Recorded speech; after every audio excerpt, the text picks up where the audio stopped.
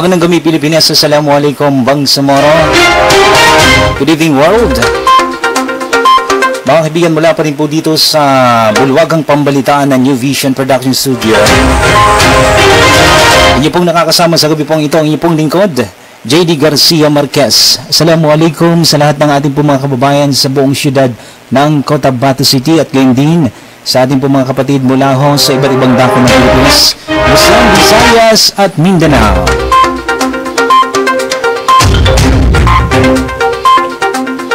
Ito pa rin po ang ating programang Bangsamoro News Online.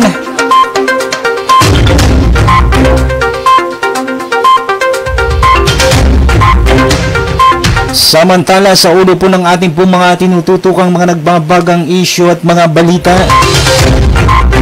Pagbubukas ng klase sa mga paralan sa Hunyo, planong ipagpaliban sa Agosto dahil sa COVID-19 crisis. 370 billion kakailanganin ng gobyerno para sa pagbangon ng mga negosyo at job preservation. Kawalan ng electronics payroll system, dahilan kaya hindi agad may bibigay ang ayuda sa mga manggagawa. Halos 20 na mga nagpapanggap na AFE reservist huli sa General Santos City. DOH nanindigan na walang bakuna laban sa COVID-19.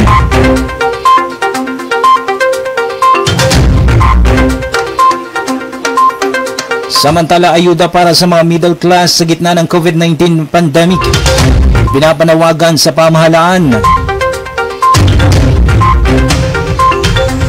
Balitang lokal, pagbabantay sa mga entry and exit points sa Libungan, Cotabato hinihigpitan pa. At mahigit 14 na milyong piso nilaan ng gobyerno ng Bangsamoro Autonomous Region in Muslim Mindanao para sa COVID-19 Testing Center.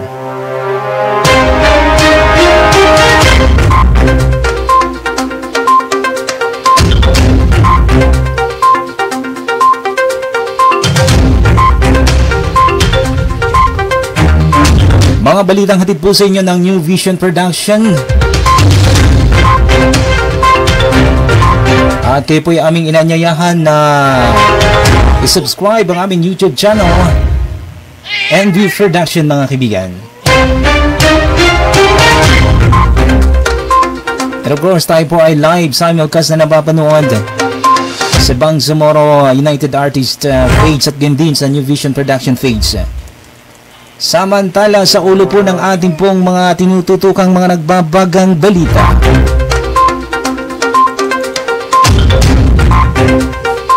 Binigyang diin ni Committee on Education Chairman Senator Wayne Gatchalian na base sa batas ay maaring iatrans hanggang sa buwan ng Agosto ang pagbubukas ng klase sa Hunyo. Sabi ni Gatchalian, ito ay pinag-aaralang ipapatupad ng Department of Education o DepEd na aksyon sa harap ng COVID-19 pandemic. Binanggit din ni Gatchalian na sa pinapaalam ito ng DepEd sa kanilang mga sinasagawang consultative meeting na idinadaan sa teleconferencing. Magsasagawa pa niya ng konsultasyon ng Department of Education. Ang target nitong magpalabas ng desisyon bago matapos ang buwan ng Abril.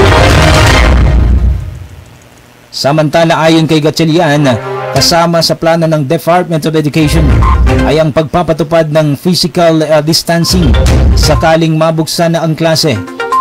Lilikha din aniya ang mekanismo ng Department of Education para magpatuloy pa rin ang pagbibigay ng edukasyon sa mga mag-aaral habang wala pang klase.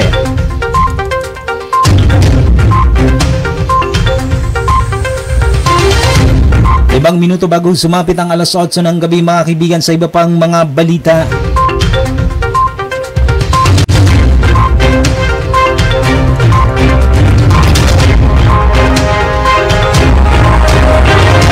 Pinaglalaban ni Marikina Representative Estela Quiambo ang pamahalaan o sa pagtutuloy pinaglalaan ni Marikina Representative Estela Quiambo ang pamahalaan ng mahigit kumulang 370 bilyong fiscal stimulus package para sa pagtugon sa epekto ng ekonomiya ng bansa. Kaugnay pa rin sa COVID-19. Ginit ni Kembo na mahalagang matulungan at matiyak ng gobyerno ang pagpapatuloy ng mga negosyante o ng negosyo at job preservation, partikular sa sektor ng turismo na mahigit 6.5 million na ang private workers at ang trade and industry na may 499,679 workers. Paliwanag ng economist ni Sulon, hatiin ng 370 billion sa mga sumusunod. Kabilang dito ang wage subsidies sa mga non-essential sector o yung mga tumigil sa trabaho dahil sa quarantine. Loan quaranties o guarantees para sa mga lalaki o malalaki at maliliit na kumpanya. Grant para sa masusuportahan ang mga business relicense at kompensasyon para sa paid sick o sick leaves ng mga COVID-19 patient. Tinukoy pa rin ni Kimbo na para matiyak ang patuloy ng mga negosyo, lalo na ang nasa MSMSS, ay kailangan ng pagbibigay ng kompensasyon habang nasa ilalim ng Enhanced Community Quarantine. Capacity building para makabawi ang mga negosyante at zero interest loans at pagkakaloob ng professional na nararapat lamang ng mga assistant.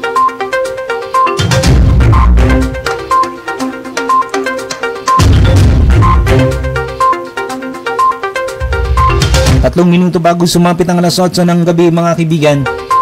Kumusta po yung ating mga kapatid mula ho dyan sa ibang dako ng ating pong bansa, Luzon, Visayas at Mindanao? Mga kababayan po natin mula ho dyan sa China, Amerika, sa Jordan, dyan po sa United Kingdom, at mga kababayan ho natin mula ho dyan sa Indonesia, Jakarta, sa Korea, at sa mga kababayan natin mula ho sa mga lungsod na nasa sakupan po ng Bangsamoro Autonomous Region and Muslim Mindanao. Assalamualaikum dyan sa Marawi City.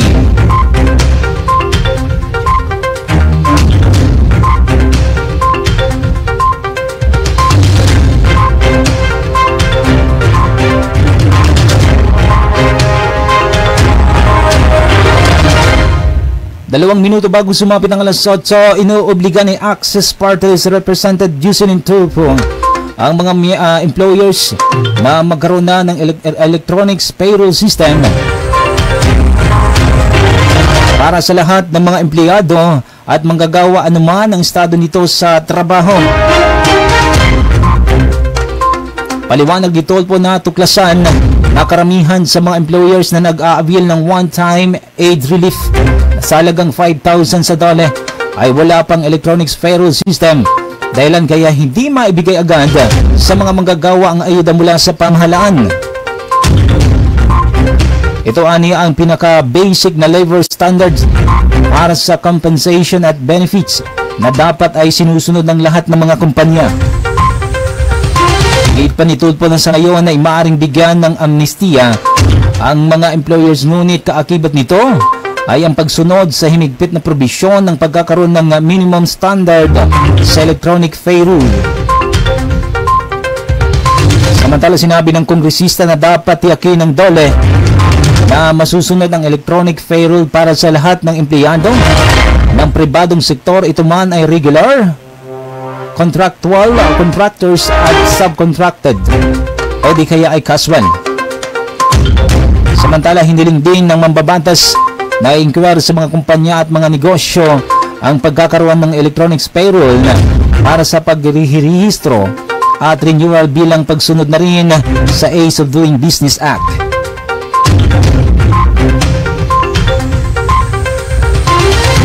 Isang minuto bago sumapit ang alas 8 ng gabi, mga kaibigan.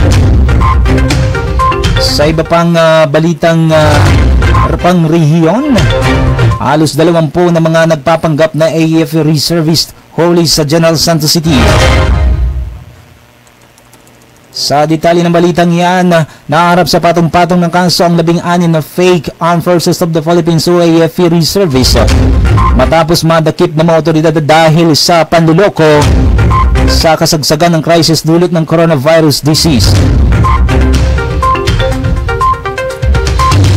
Ayon kay Police Colonel Alden Lagrante, City Police Director ng lungsod ng General Santos City, nakakulong ngayon ang mga suspect at may nakahanda ng kaso para rito sa usurpation o usurpation of authority at official function under Article 177 at 179 ng Revised Penal Code. Samantala, nagpakilala umanong mga AFP reservists ang mga nahuli at nagpanggap na sila yung mga deploy o idineploy upang mabigyan umano ng seguridad sa relief supplies na nasa Lagaw Generation. Aniya, wala namang dalang mga baril ang mga suspect, ngunit nakasuot ang mga ito ng mga Army camouflage uniform. Ngunit sa ginawang verifikasyon ng mga otoridad, walang naipakitang letter order ang mga suspect na nagpapatunay na sa kanilang deployment matapos na magpakilalang Army Reservist sa ilalim ng AFP Special Operation Command o SOCOM, kaya't sila po ay hinuli.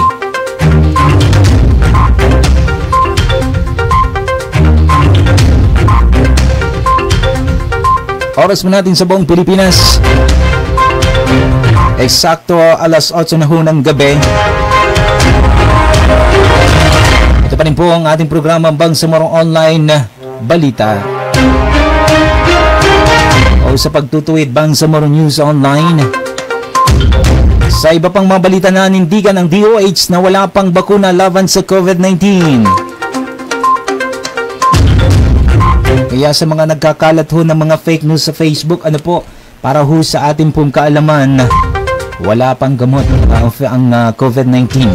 Kaya nga ganoong kaigpit, maging dito po sa siyudad ng Cotabato, ang ating pong local chief executive sa pangunguna po ni Honorable Mayor Cynthia Giani. At gayon din sa iba't ibang dako po ng ating probinsya, ng ating rehiyon. Sapagkat sa katotohanan mga kaibigan, ay wala pa ho talagang naiimbento na gamot. Yung ating pong mga dalubhasa para ho gamutin ang COVID-19. Magbabala si Health Undersecretary Maria Rosario Bergiri sa publiko na huwag gumamit ng gamot na hindi rehistrado ng Food and Drug Administration o FDA. Kinumpirma na rin ni Undersecretary Bergiri na pinakababatang namatay sa COVID-19 ay edad 29 na lalaking sanggol mula sa Batangas City, Philippines. Ani ayong sanggol ay nakaranas ng hirap sa paghinga, nagkaroon ng pneumonia at nasawi sa severe respiratory syndrome infection. Sa kabilang dako, sinabi ng opisyal na karamihan sa mga gumaling sa COVID-19 ay mga pasyenteng nagkaroon lamang ng mild symptoms at symptomatic na gumaling lamang sa kanilang mga tahanan. Nanatili namang bukas ang Department of Health o DOH sa health facilities na nangangailangan ng PPEs. Nang ginawa ng DOH na inipit nila ang pagbubukas ng Marikina City Testing Center.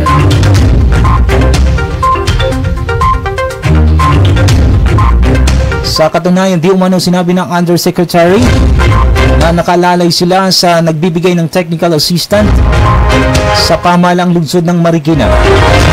Gayunpaman sa ngayon, ay hindi pa nakaka-training ang mga tauhan ng Marikina at hindi pa sila nakapag-install ng kanilang equipment. Nanawagan at nagpaalala naman ng DOH na posibleng magdulot ng panganib sa kalusugan ang hindi pagsunod sa tamang kwalifikasyon sa pag-ooperate sa mga laboratory.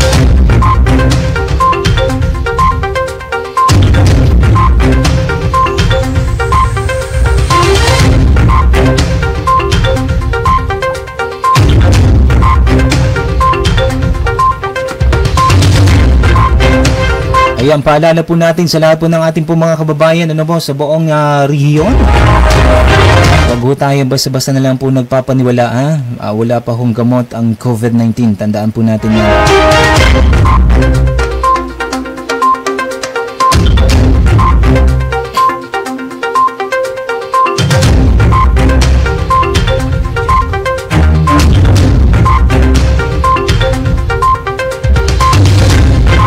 Samantala, simula ng talakayin ng House COVID-19 Committee ang hakbang na dapat gawin ng pamahalaan upang labanan ng inaasahang negatibong epekto ng crisis na dulot ng coronavirus disease 2019 pandemic sa ekonomiya ng Pilipinas. Sa pamamagitan ng pagdaraos ng isang virtual technical working group ay tinalakay ng committee ang mga rekomendasyon ng House Economic Stimulus Response Package o cluster para sa maiwasan ang inasahang 1.8 trilyon na pagkalugi ng bansa dahil sa COVID-19 pandemic. Para magawa ito, binigyan diin ni Marikina Representative Estelia Quembo na dapat matiyak ang patuloy na operasyon ng mga negosyo, partikular na ang mga napapabilang sa micro, small, and medium enterprise. Ayon kay Quembo, mahigit 370 billion ang kailangan na ilaan para sa fiscal stimulus package na hatiin sa mga susunod na wage subsidies.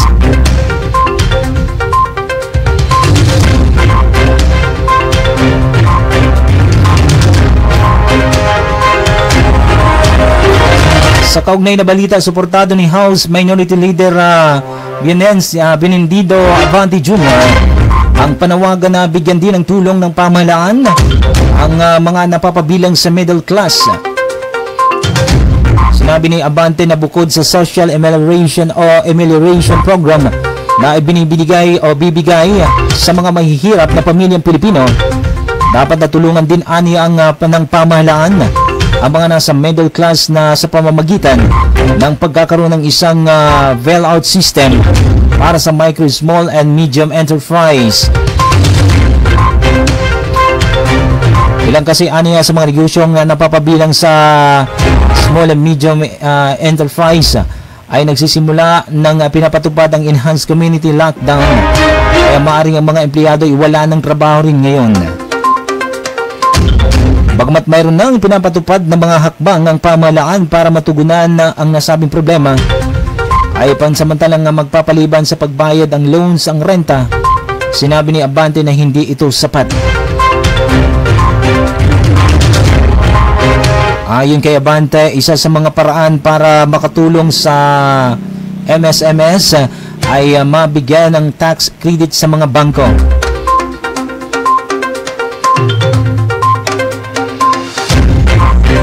And actually, isa po sa mga problema po ng ating po mga kababayan sa ngayon, mga kaibigan, ay yung po mga patuloy na renta ng kanila po mga tahanang tinitirahan, at gayon din sa mga renta ng mga tindahan kung saan ho sila nagtitinda, no?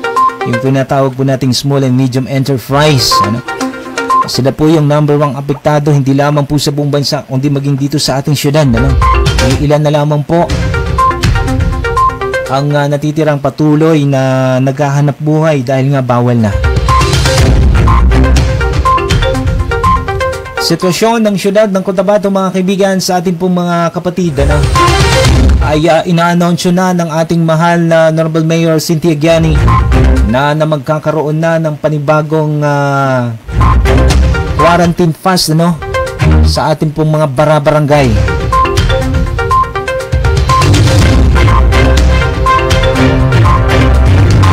Antabayanan po ninyo yan, mga kaibigan, ang magiging announsyo na yan, dahil ang balita ho natin ay bibigyan lahat ng mga barangay ng para iisa lang yung magiging details, iisa lang yung forma, iisa lang yung magiging mukha ng quarantine pass.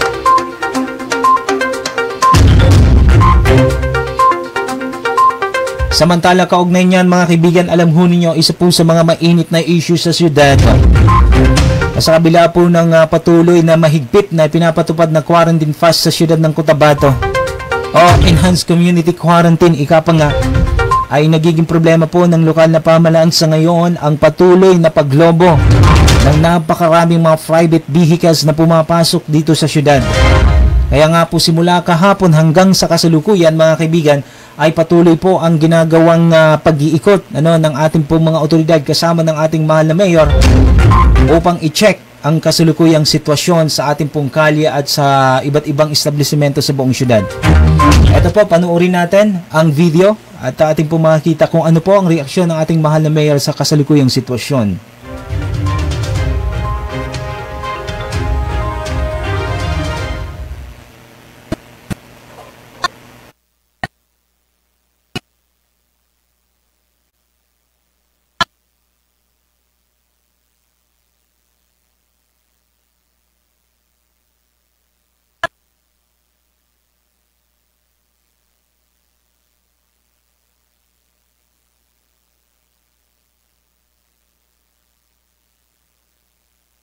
Ang tao, yan ay ginagamit ng gamot, hindi para pampasyal.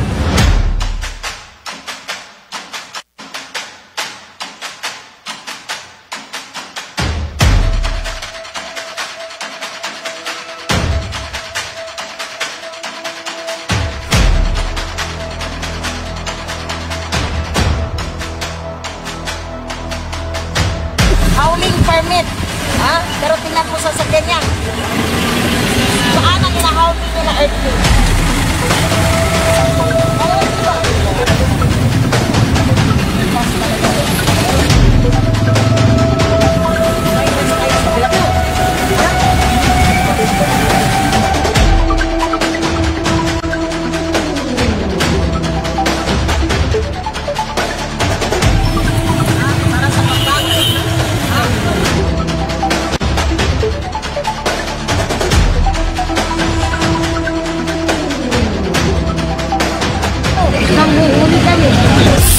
Actually, gusto ko lang talagang makita, no? Yung actual situation kasi kung titingnan mo, lahat sila may quarantine pass.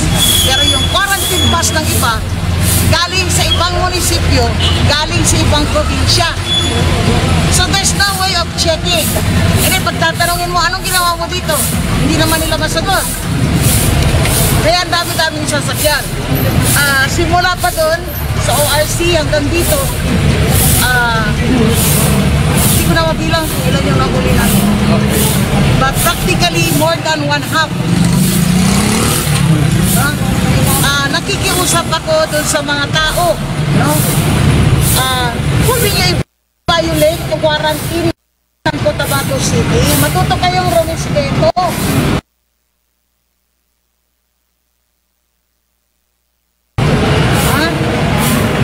Yung mga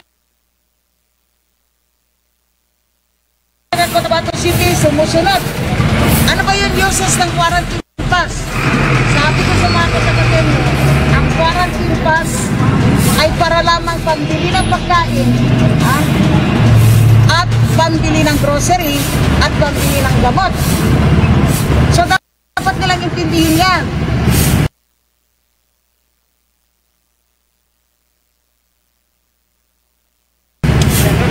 Yung mga bagay na I would like the people to understand.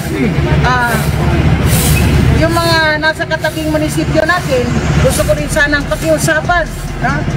Yung mga mayors ng mga katabing munisipyo, na kung pwede sana, doon pa lang sa lugar ninyo, sinasala na ninyo yan. It is not my responsibility to control your people. Ano hakbang mayor matapos na maraming sasakyan nakatalabas dito sa Cotabato City? I will bring this up. Ibig sabihin, no? Last week, sumulat ako kay General Carion regarding this matter. Kasi sila naman yung nagmamando sa mga checkpoints, no? Since it is a national holiday. Sabi ko, dapat gawaan nila ng paraan ito. Otherwise, kahit anong quarantine ng Cotabato City, walang mangyayari. Ano ang magiging epekto nito kung sakasali magpatuloy ang ganito? Useless yung quarantine natin. Hindi ba nila naiisip yan? They should respect the rights of the people of Cotabato City. Eh kung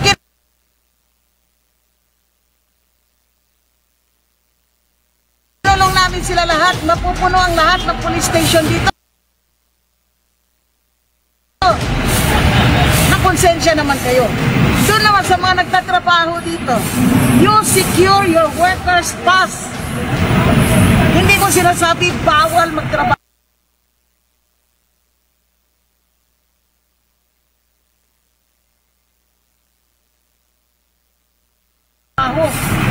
Sinasabi ko, kumuha kayo ng proper na workers' pass. So, sa pagsunta ninyo dito sa mga vehicles ito, ma'am, ano pa yung mga na-discover? Meron ba yung mga expired yung driver's license? Marami, may mga walang lisensya pa. Oh. So, sabi ko, no? May batas tayo ngayon na pinagbabawal yung mga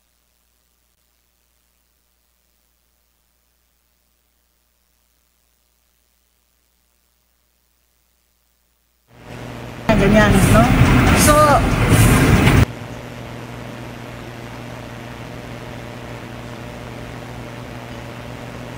I turn it over to the PNP for the proper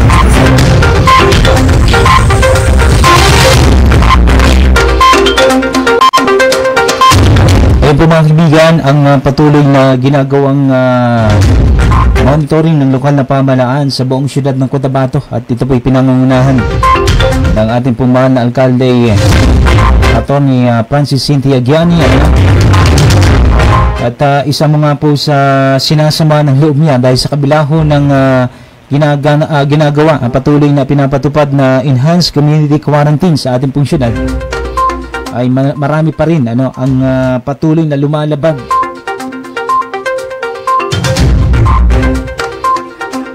At ayun nga, sa ngayon ay napakarami na nang nahuli. Iba-iba yung rason at dahilan. Nakita naman po natin. At kaya nga po ang napag-isipan ng ating lokal na pamahalaan sa mga within district, maybe within district ay mapapatupad na bawat barangay ay bibigyan ng panibagong quarantine pass. Iisa lang at nagbula ho yaan sa lokal na pamahalaan at yung permado ni Mayor. Ibig sabihin, pag na-release na po yung mga quarantine pass na yun mula ho sa municipal hall, sa city government, yun lang po yung allow, yun lang po yung ikapang qualified na gamitin ho natin. Yung mga quarantine pass mula ho sa barangay ay invalid na, hindi na ho valid.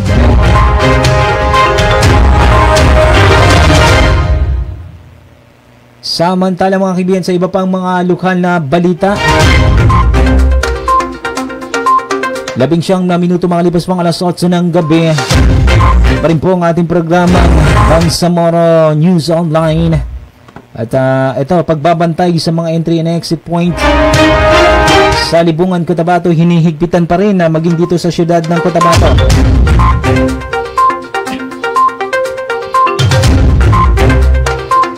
Hinigpitan ng mga pagbabantay sa Lagusan, papasok palabas sa bayan ng Libungan, Cotabato, at umiiral ang enhanced community quarantine doon. Mismong si Libungan Mayor Christopher Amping Kuan ang naglilibot sa lahat ng sulok ng bayan para masiguro lamang ang kapakanan ng taong bayan. Sa inilabas na executive order ni Mayor Kuan, bawal na pumasok sa bayan ng mga hindi residente doon, maliban na lamang sa mga frontliners. Lahat ng mga wet market o talipapa, kabilang na ang barangay Baguer, ay kalahating araw na lamang ang operasyon simula 12 in the afternoon ng tanghali hanggang alas 5 ng hapon. Samantala, maglalagay din ng designated med stool, vegetable stool at free stool ang LGU sa Libungan. Lahat naman ng mga business establishment sa bayan ay kinakailangan magsara maliban lamang sa mga nasa essential sectors gaya ng grocery stores, clinic, drugstore, pharmacies, ospital at mga kahalintulad na establishmento. Bawal namang mamasada ang lahat ng mga multicab at town ace, maliban lamang sa mga sumusunod sa mga private na sasakyan na may 3 sakay. Pinapayagan naman ang payong-payong na bumiyahing ngunit isang pasahero lamang ang pwedeng isakay at mga may-ari ng motorsiklo at mga bisikleta. Samantala, balitang Bangsamoro po tayo.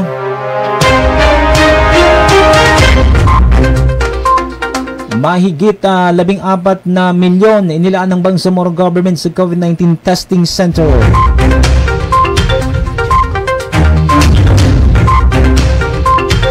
Naglaan ng mahigit 14 na milyon ang Bangsamoro Autonomous Region in Muslim Mindanao o VARM para sa COVID-19 testing center sa Cotabato Regional and Medical Center o CRMC sa Cotabato City. Nagkaluban ng Bangsamoro government sa pangunguna ni na Interim Chief Minister Ahod Murads, Walawag Ibrahim at Dr. Helen Yambao ang mahigit 14,135,530 na pondo sa CRMC. Nilagdaan din ng Regional Bangsamoro Government ng BARM at ng CRMC ang Memorandum of Agreement o MOA kaugnay ng naturang testing facilities. Sinabi ni Ibrahim na ang ginagawang ito ng Bangsamoro Government ay bahagi ng pagsusumikap ng pamahalaan na ligtas sa kamatayan o nakamamatay na coronavirus disease sa COVID-19 ng mga mamamayan ng rehon ng BARM. Todo naman ang pagsisikap ng BARM Government na hindi na madagdagan pa ang bilang ng mga nagpositibo sa nakakahawa at nakamamatay na sakit na COVID-19.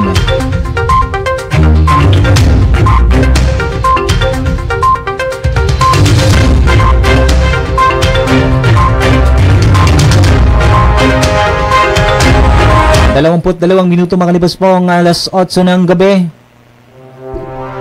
Ito po ang ating pong panuorin ang ginanap na turnover ceremony ng nagkakahalagang 14 na milyon yan po sa may CRMC Hospital.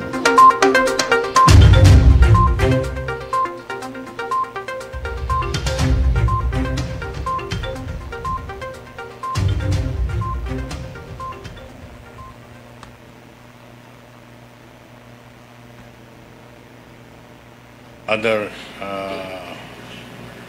her colleagues from the hospital also in attendance. My co-workers and the BARM, headed by Executive Secretary Abdul Rauf A. Makakwa, also the co-chairman of the Bangsamoro Interagency Task Force, along with Minister Dr. Safrullah Dipatwan of the Ministry of Health,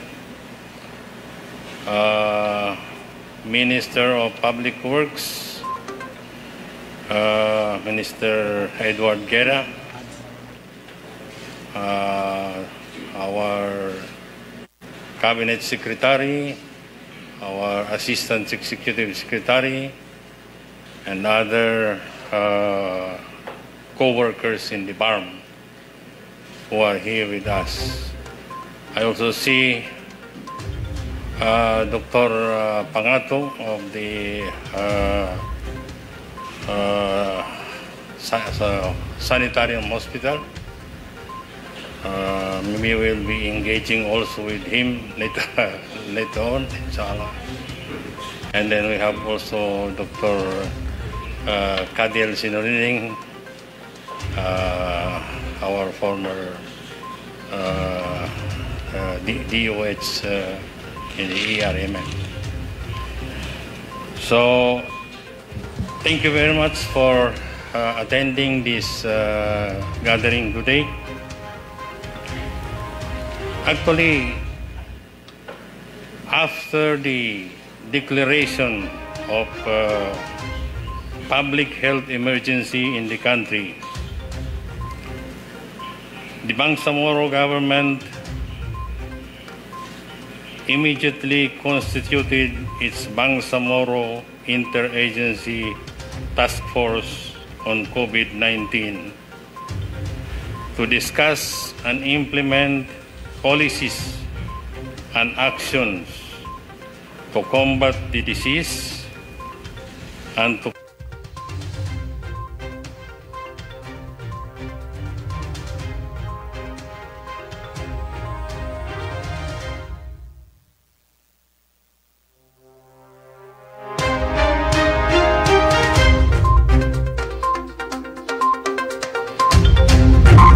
Ayan po mga kaibigan, ang inyo pong nakikita ay ang photo of kung saan ay sinanap po yung signing of Memorandum of Agreement. Kaugnay pa rin po sa pagbibigay ng mahigit 14 na milyon ng BARM government bilang tulong na rin sa pagpapalakas ng testing center dyan po sa may Cotabato City Medical Center.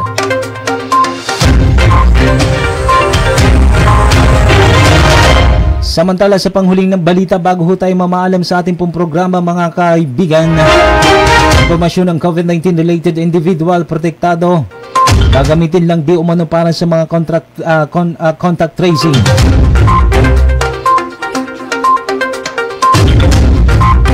Nilinaw ni Health Undersecretary Rosario Vergeri na hindi isa sa publiko ang mga impormasyon o detalye ng mga confirmed suspect at probable na pasyente ng COVID-19. Pinaliwanag ng opisyal na ito ay gagamitin lamang upang mas maging epektibo ang proseso ng contact tracing. At ang contact tracing ayon kay Vergeri ay importante upang malaman kung ang mga exposed sa taong COVID-19 ay naawa o hindi upang mabigyan agad ng tamang pag-aalaga. Alinsunod sa Privacy Act, ang pagkuha ng detalye at impormasyon sa pasyente ay gagamitin sa contact tracing base sa detalye. Ito ay dapat ding ipaliwanag sa pasyente bago kunin ang kanilang personal na impormasyon. Ang mahalagang personal na impormasyon aniya tulad ng mga detalye ng lugar na pinuntahan ng mga naging kasama ng COVID-19 patient ay para lamang sa kagawaran. Local government officials, PNP, at iba pang ahensya ng gobyerno na tumutulong sa proseso ng contact tracing. Paliwanag naman ni Vergeri na ang impormasyong makakalap ay gagamitin lamang ng mga otoridad para sa specific purpose ang pagka-contact tracing.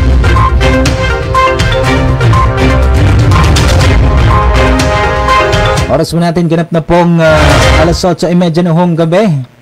At yan po ang kabuuan at kalipunan ng ating po mga balita at mga issue at mga impormasyon kaugnay pa rin po sa mga kaganapan sa loob at labas ng ating pong bansa. Sa ngalan po ng ating pong direktor ng New Vision Production Studio, kasamang Neds Beranic Sanson, sa ngalan po ng ating pong mga sponsors, sa ngalan po ng ating pong mga kapatiran mula sa radyo natin 95.9 FM Cotabato City. Ito po ang inyong naging tagapagbalita, JD Garcia Marquez. Magandang hapon o magandang gabi. Assalamualaikum Bangsamoro. Assalamualaikum buong Pilipinas. Magandang gabi sa ating pong lahat.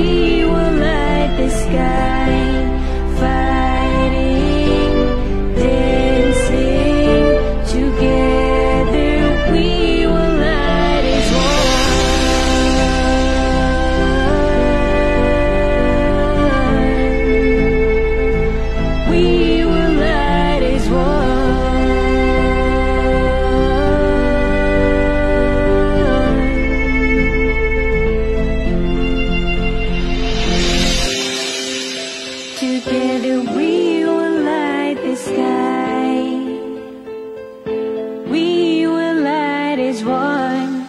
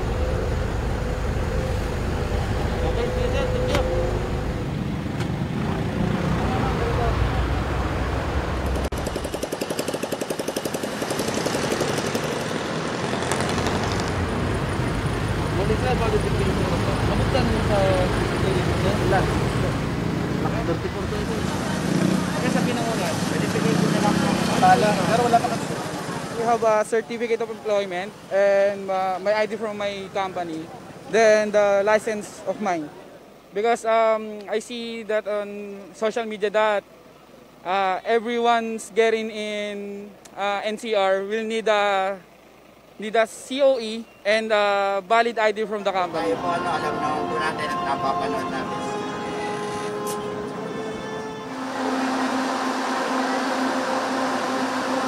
Yesterday, we started implementing the social distancing. So we encourage passengers to at least distance themselves 1 meter apart. We also encourage them to wear masks.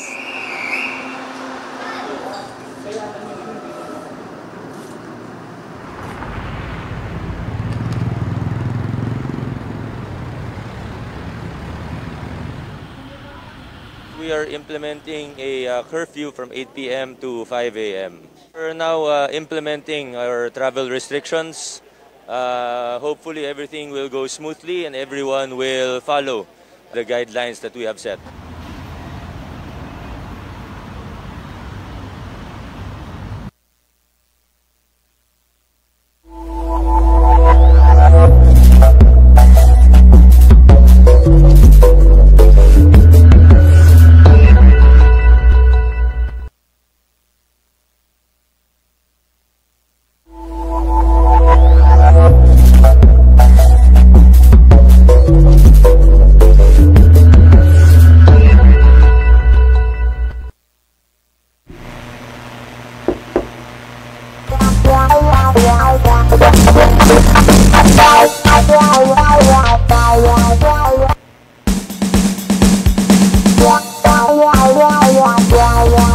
Ay mga kaibigan, welcome back ho sa inyo lahat. Assalamualaikum sa lahat ng ating po mga kababayan. Katatapos lang po ng ating pong balitaan.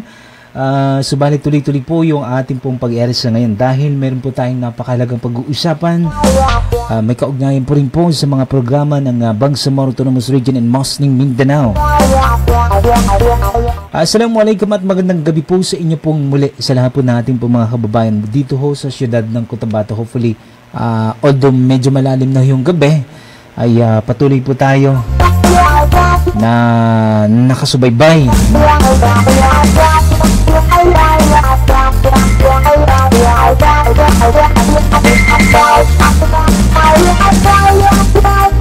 Ayon sa ating po mga kababayan, maaari ho kayong tumawag sa 0917-112-6802.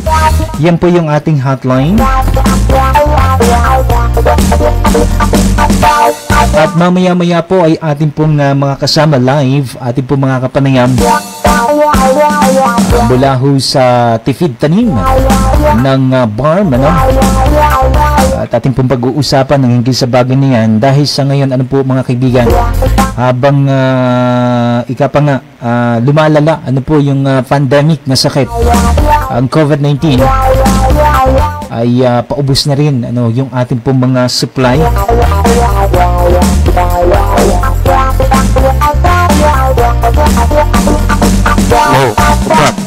Ayan, nasa linya po natin si paring Ami. Coach Ami, assalamualaikum, magandang gabi sa iyo. Yes, assalamualaikum Papa Jack at magandang gabi po sa lahat ng nakasubaybay sa programa mo. Ayan, kumusta ho tayo ngayon, sir? Saan ho kayo konektado ngayon sa BARM? Medyo mahina lang yung sikat, no? Mabuti naman tao, Papa Jack, at kasalukuyan tawong namimilbihan Anbog Office of the Sergeant at Arms ng Bangsamoro Transition Authority. Okay.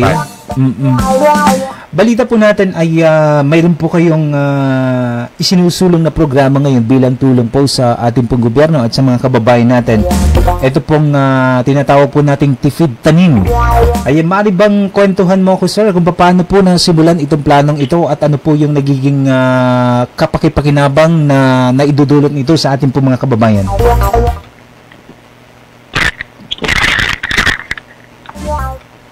Ayan. Hello? Sir Ami. Ayan, naririnig mo po ako? Apa. Ayan. Ayan. Ulitin ko yung tanong mo, Sir Ami, at alam po natin na sa kasalukuyang sitwasyon ay paubos na, o hindi natin masasabing paubos na. Kailangan po ng suporta sa agrikultura ng ating po mga kababayan, lalo pa po masyado ng kailangan ng pagkain sa ngayon sa sitwasyon natin. Paano ho ninyo nasimulan itong programang Tipid Tanim at ano po ang naitutulong nito sa ating po mga kababayan? Okay po. Ito pong Tipid Tanim challenge po ay naisipan natin mula nung nagbukura po yung ating Pangulong Soto ng State of Emergency sa ating bansa, gawa nga po ng nakakamatay na virus na COVID-19. At mula nung nag-implementa po dito sa Cotabato City, initially nag-implement sila ng lockdown. So isip po natin agad na i-launch ng programa na to, na kung saan hinihipawat natin yung ating mga kababayan na magtipid ng pagkain at sisintang magtanim ng makakain. So kita po natin na ang isis na pinakaharap natin ngayon, bala ng coronavirus, so hindi lang po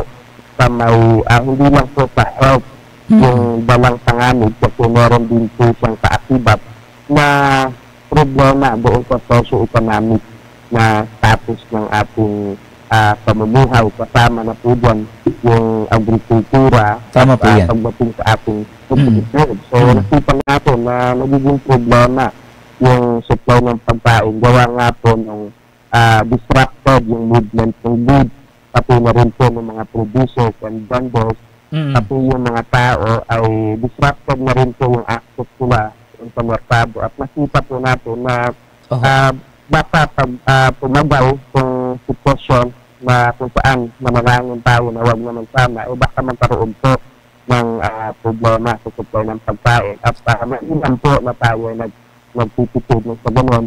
Ano man yung food reserve na meron tayo ay mapatagal natin. Halimbawa po yung tatagwap. Kung meron food reserve yung isang tahanan na good for 10 days at kung matututo siyang magtipid from now on, yung 10 days na yun ay pwede pa natin ma-extend up to 14 days at malaking tulong po yun bilang suporta sa ginagawa ng ating mga otoridad na pamimigay nga po ng mga relief assistance. Ayan. So, pagbawa na lang po yan sa Pilipinas, sinasabi po na ang food reserve ng Pilipinas ay good for 106 days.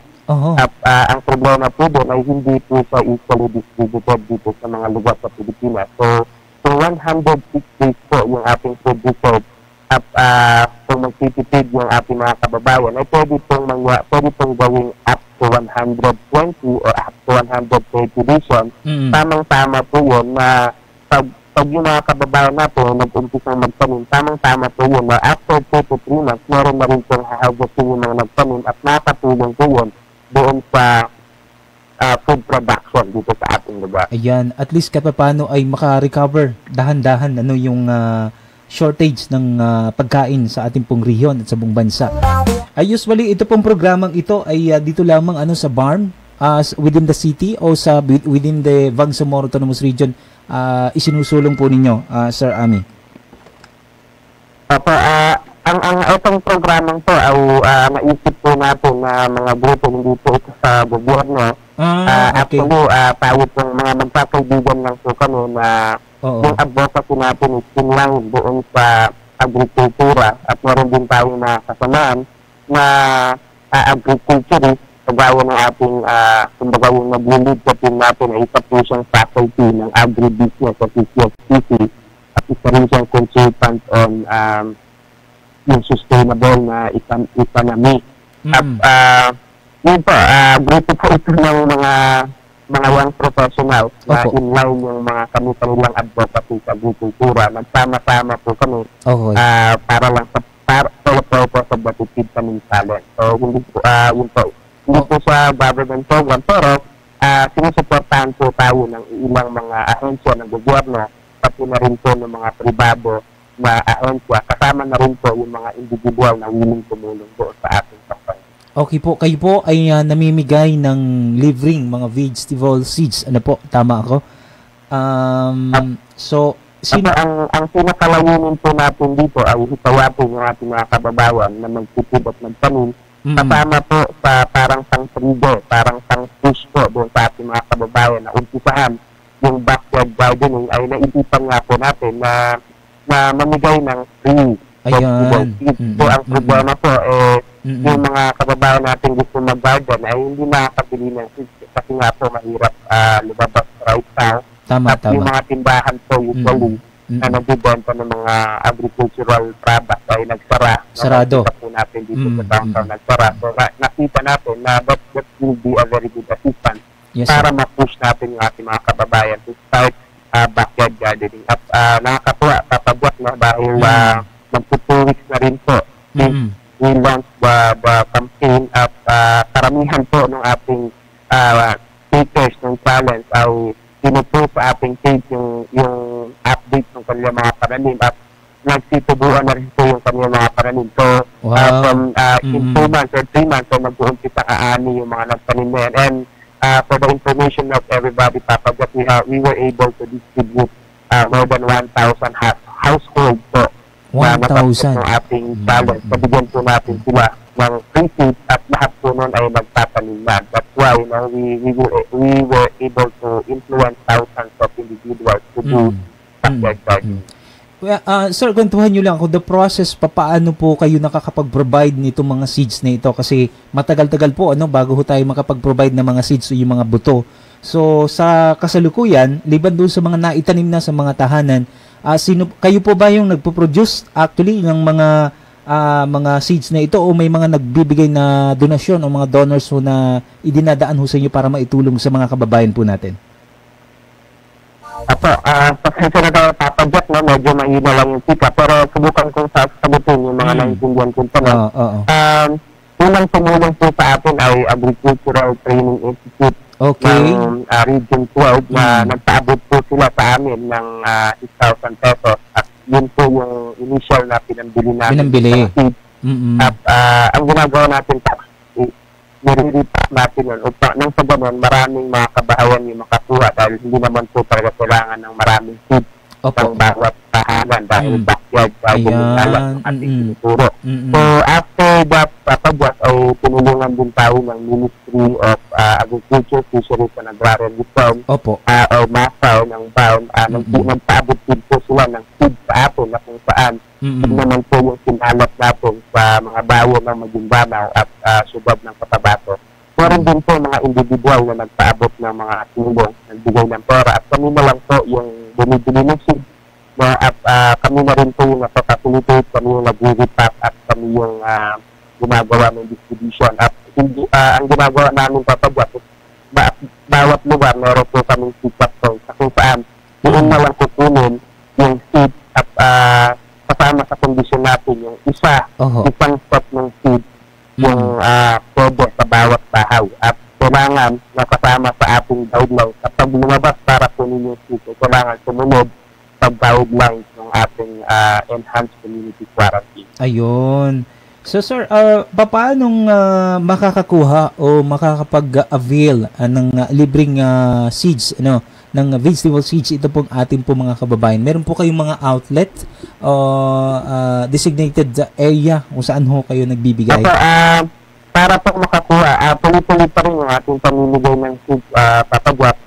Sa katunayan, ilang batches na rin yung ating nilabas at ubos na rin po yung mga naunang batch. At nagpapasalamat tayo sa may mga gininto ang puso ng mga individual na ayaw talaga magpakilala pero nagpaabot ng tulong sa atin at nagawa natin bumili ng another batch of seeds. So, ang ginagawa natin Papa-Jack ay kailangan yung ating mga yung mga interesadong kumuha ng ating vegetable seeds.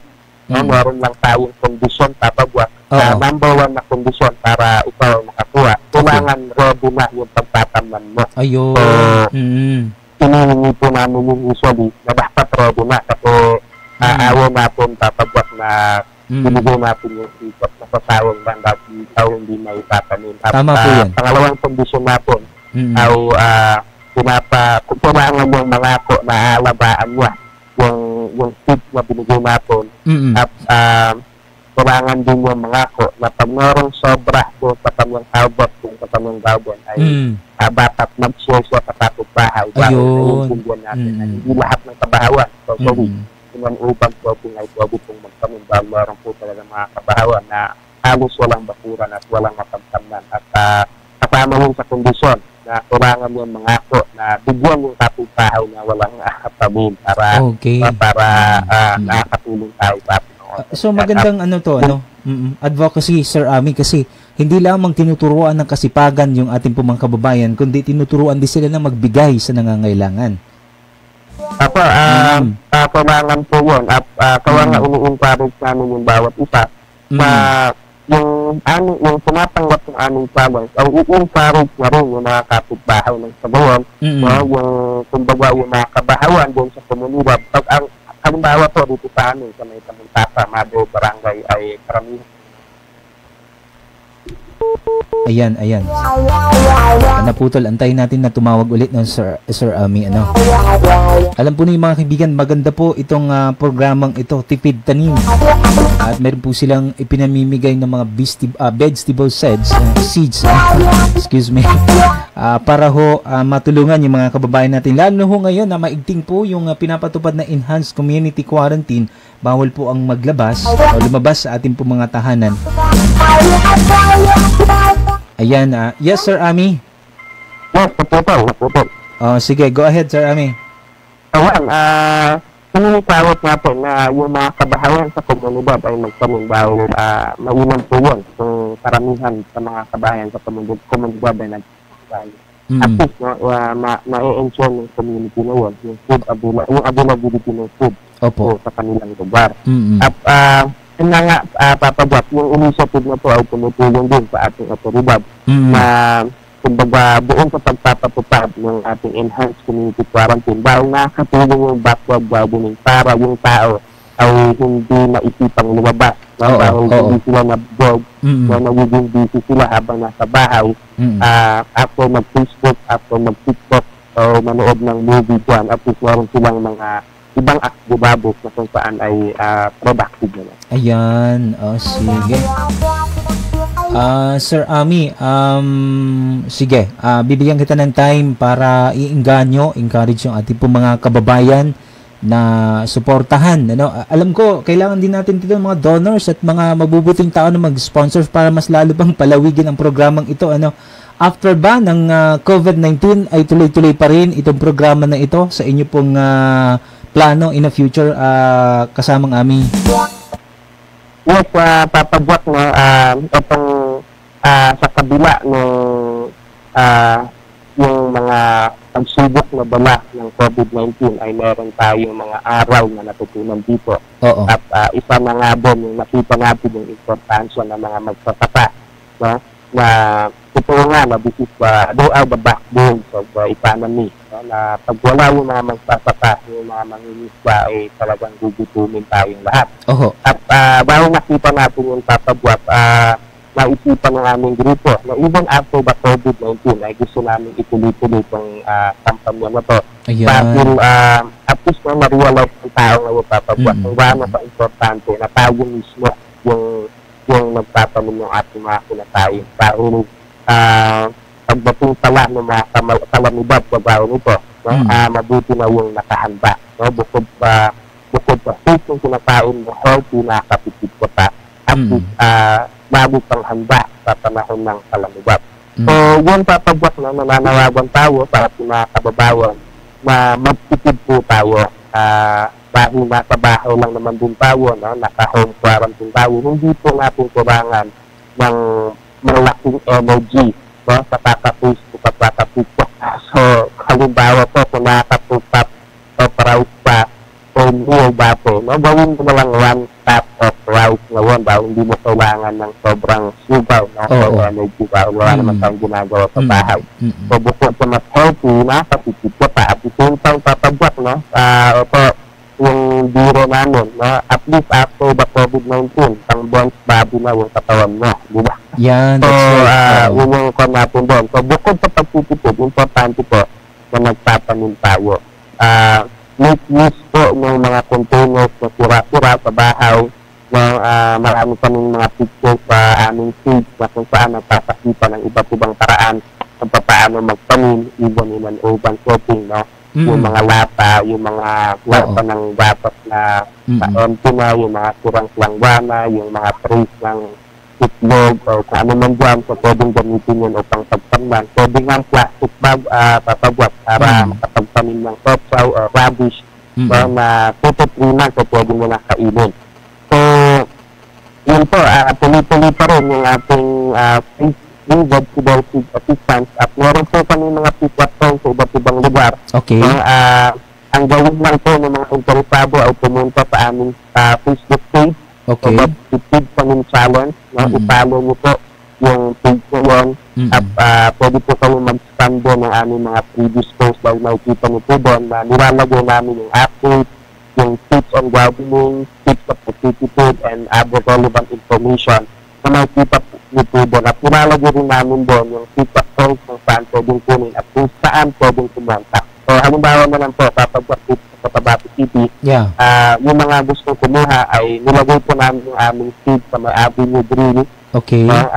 Lahat naman alam yung Avenue Grill, nasa highway lang siya. Sikat na restaurant po dito sa Cotabato City. At nagpapasalamat tayo dun sa may-ari. Bago tinulungan tayo na i-facilitate yung distribution ng food nito. Pwede po kayong pumunta doon from 10 a.m. to 5 p.m. Pwede po kayong kumuha ng seat. Tatandaan lang po natin yung mga conditions na hinihingi namin. Hindi po yun mahirap, no? Kailangan lang may pagtamnan at mangako kang aalagaan at mangako ka na isishow mo sa kapit tayo yung sobrang ani mo. So, pwede kang kumuha doon. Dahil limited lang yung ating stock papagwat. One top-up seat lang per household, no? Okay. Halimbawa, kapit bahay nagpapakuha, okay lang din yung ganun kasi hindi natin ini-encourage na lahat ay lalabas para kumuha ng seat. So, pwede pong magpadala sa kapit bahay. Okay. At pinapaalalahanan natin yung ating mga kababawan na kukuha ng seat. Na pag lumabas, ay kailangan sundin yung lahat ng guideline ng ating enhanced community. Sige. Parang Ami, Coach Ami, salamat sa pagbibigay mo ng panahon sa amin at nakapagbigay ka ng impormasyon. At ito po ay malaking tulong na rin po sa ating po mga kababayan. Ano po, God bless you and hopefully ay mas lalo pang lumago yung magandang advokasya ng inyo pong samahan. At kami po, in behalf ng New Vision Production at gayon din ng aming himpilang DXTC Radio natin ay nakikiisa at handang tumulong para ho sa inyong programa. Yes, maraming salamat Papagwat sa pag-imbita sa amin dito at pati na rin po sa suporta doon sa ating kampanya. Bilang panghuli na lang Papagwat, gusto ko lang habatiin yung ating mga kasama sa Titipan Salon. Okay. Nanonood sila right now na hindi ko siguro mention lahat ng names. Medyo marami-rami na kami ngayon Papagwat. Nagtutuwa tayo, nagtutuwa tayo sa konti lang. At yung ating mga kasamahan na gusto rin yung advocacy ay tinulungan na rin tayo, no? Binabati natin yung ating team leader, si Professor Nas Bipan. Binabati ko rin si Nas Bunding, si Tomay Palaw. Marami po yan, no? Bigwa akong naman tawag, Amir Kalutwag. Gusto natin pasalamatan, no? Lahat-lahat, no? Sorry kung hindi ko na-mention lahat ng names, but alam nyo na kung sino tayo at sa lahat ng aming mga healthcare organizations tulong para ma-associate itong programa. At natutuwa kami Papagwat dahil yung marami ng ahensya ng gobyerno ngayon na ginagawa na rin yung initiative na inumpisahan natin. Naniligo na rin ng both people at lahat, no? Halimbawa po nung yung DA ay hinihitawag na rin yung lahat ng pamilya na magpanin, no? Dahil nakita nila yung importansya na mag-yun pa lang kailangan natin magpanin para sa pagdating ng panahon, no? Mabuti na yung handa. Okay, sige. Salamat kasamang Coach Ami. Mabuhay po kayo at magandang gabi po sa inyo. Maraming salamat. Ayan, assalamualaikum kay Sir Nas Buisan sa inyo pong panunood ngayon at salamat din po sa inyong suporta. You're welcome. Thanks New Vision Production, sabi ni Sir Nas Buisan. Assalamualaikum sir, saan man kayo, kami po ay sumusuporta ho sa magandang advokasya na inyo pong isinusulong. Ano po, oras po natin sa buong Pilipinas, alas 9 na ho ng gabi. It's time to say bye-bye. Kailangan ko na rin magpaalam dahil malalim na ho ang gabi. Kaya abutan na ng curfew mahigit na. Magandang gabi sa lahat po ng mga kasundaluan, kapulisan, ang Ronda Team, ang buong team ng ating pong mahal na Mayor Cynthia Giani, sa lahat po ng kawanihan ng Barm Government mula ho sa Ministry of Labor and Employment, Ministry of Health, Ministry of Education, sa lahat po ng ating po mga kababayan, sa lahat po ng ating po mga tanod, barangay captains, chairmans, na busy araw-araw sa inyo pong lahat. We proud of you, especially sa mga frontliners po natin, mga doctors, nurses at iba pa sa mga hospital. Sa inyo pong lahat, kami po ay lubos na nagpapasalamat. Sana na po ay sama-sama ho tayong labanan ang COVID-19 at tayo po'y manalangin na sana po ay matapos ng problemang ito at makaahon po tayo sa kahirapan. Sama-sama po tayong sumulong, sama-sama po tayo upang umunlad, sama-sama po tayong labanan ng COVID-19 at sama-sama po tayo sa progreso at manalangin para sa kapayapaan at pagkakaisa ng lahat. Kalimutan na muna natin ng politika. Trabaho muna tayo, tula mo ng personalan. Ika pa nga, paano sa ganyan ay magtagumpay tayong lahat. Mahirap kasi kung merong kung merong iringan sa magkabilang panig, ay magkaisa ho tayo, Ayan, salamat sa muli kay Sir Ami Gani at sa lahat ng kanyang mga kasamahan sa organization. Sa lahat po ng ating po mga kababaeng nanonood, mga OFW, Luzon, Visayas at Mindanao, sa ating po mga kapatid mula ho dyan, sa iba't ibang bansa, sa China, Amerika, Jordan, Canada, saan pa, Korea, Japan, sa ating po mga kapatid mula ho dyan, sa Kingdom of Saudi Arabia, sa Jeddah, sa lahat ng bansa na naabot po na ating pong programa sa ating pong mga kababayan sa buong Bangsamoro Autonomous Region and Muslim Mindanao.